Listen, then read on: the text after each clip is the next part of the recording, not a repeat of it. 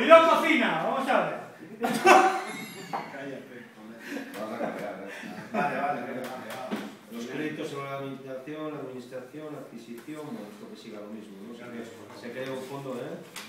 Sí, a ver si sale por aquí abajo. Está diciendo cosquillas. ¿Qué más? Salga.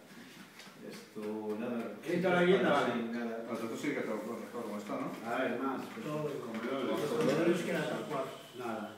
Jubilación anticipada y la... Sí, ya lo miramos. El reglamento sobre la suspensión temporal del permiso de conducir.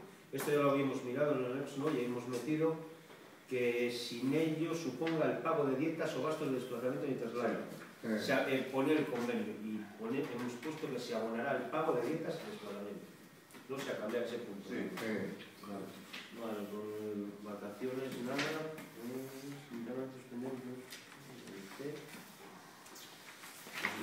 Rayos mecánicos. Sí, es que lo vimos cuando la pero ahora... Si queréis repasamos el tema de venta de productos o la cláusula de revisión. Ah, bueno, aquí, por Claro, tanto, que vamos. Ah, La cláusula de revisión salarial. Incremento salarial, primero. ¿Dónde viene? Salarial, contraparte de suspensión, de relación de... El incremento salarial nosotros hemos llevado durante muchos años que plantearemos el incremento salarial en función de la globalidad del convenio.